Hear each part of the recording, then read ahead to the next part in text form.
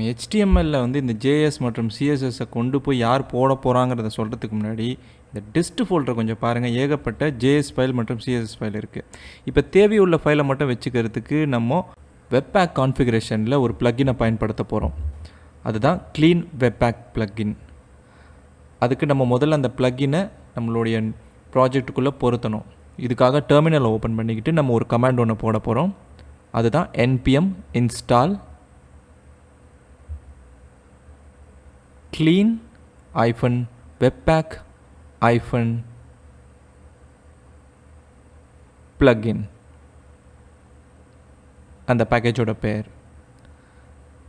அதுக்கப்புறம் -save -dev இப்படின்னு கொடுத்தா டெவலப்மெண்ட் டிபெண்டன்சியாக இந்த பேக்கேஜ் ஆனது பொருத்தப்பட்டுடும்.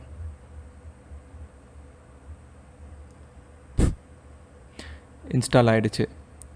இந்த டெர்மினலை க்ளோஸ் பண்ணிக்கலாம். இப்போ இந்த ப்ளக்கினை இங்கே பயன்படுத்துறதுக்கு நம்ம இங்கே ஒரு கான்ஸ்டண்ட்டை உருவாக்கிக்கலாம். இதுக்கு முன்னாடி மேலே நம்ம போட்டிருக்கிற மாதிரியே ப்ளக்கினை பயன்படுத்திட முடியாது. இந்த தடவை ஆப்ஜெக்ட் நோட்டேஷனுக்குள்ளே நம்ம அந்த க்ளீன் வெப்பாக் ப்ளக்கின்ன்ற கிளாஸை இந்த பேக்கேஜிலேருந்து வாங்கிக்கணும். அதுக்காக தான் இந்த மாதிரி கொடுக்கப்பட்டிருக்கு. இதுக்கடுத்து ரெக்வயர் ஃபங்க்ஷன். அந்த ரெக்வயர் ஃபங்க்ஷனில் நம்மளுடைய அந்த பேக்கேஜ் நேமான க்ளீன் வெப்பாக் ப்ளக்கின் இதை கொடுத்துடணும்.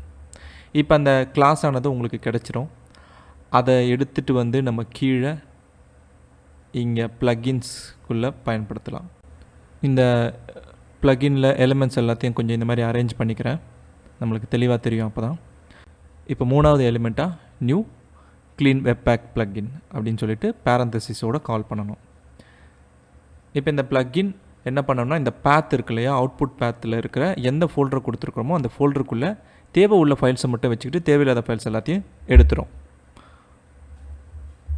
இப்போ என்ன பண்ணலாம், டெர்மினல் ஓப்பன் பண்ணிக்கிட்டு npm run buildன்ற அந்த கமாண்டை நம்ம எக்ஸிக்யூட் பண்ணுமோ.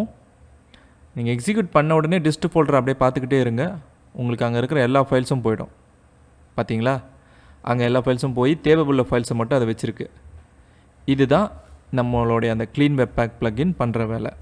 இப்போ இந்த டிஸ்ட் ஃபோல்டருக்குள்ளே இருக்கிற இந்த 3 ஃபைல்ஸை நம்ம HTMLக்குள்ளே தானாகவே எப்படி கொண்டு வந்து சேர்க்கலாம் அப்படிங்கிறத பற்றி பார்க்கலாம்.